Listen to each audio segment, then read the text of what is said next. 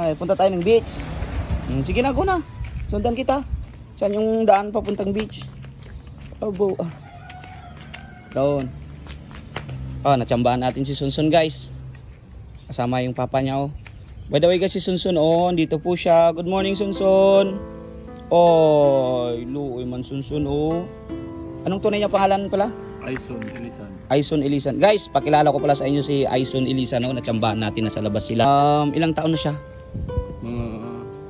2 years and a half. 2 years and a half na. Ano ba talagang nangyari kay Sunsun dati? Dati nilagdatan naman siya, tapos inambulsyon, dinala namin sa Kalibo. Isang araw lang nakoma siya. Nakomatos. Tapos ilang araw na natulog? Almost 1 month nakoma. Oh my god. Ano bang finding sa kanya na ano? Ano siya inambulsyon, tapos na-infection sa utak. Na-infection sa utak? Oo. Ano pala siya dati, no? Pneumonia, no? Oo, pneumonia.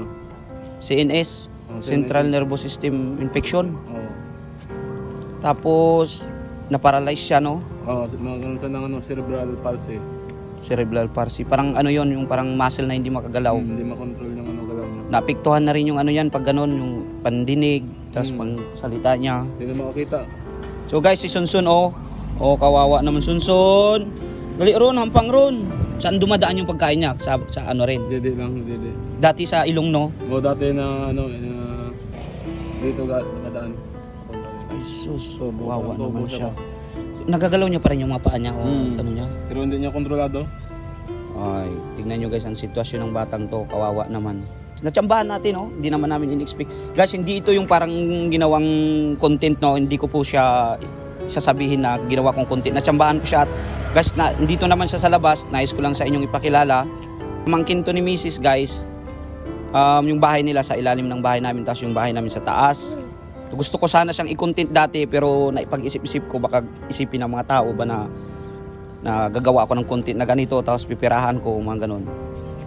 Kasi Aison Elisan oh, parang kailangan niya din yata ng suporta sa mga may labag loob dyan o mga nakakaluwang-luwang dyan guys. Kung gusto yung magbigay ng tulong kay Sunsun, panggatas lang at diaper.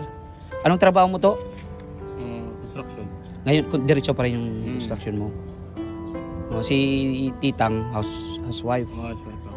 Hindi nga makapagtrabaho dahil nga sa sitwasyon ni Sunsun, no? Magkano yung bill na naabot nyo dati? 200,000 plus. Paano yung nabayaran yun? PhilHealth. PhilHealth, tapos yung malasakit.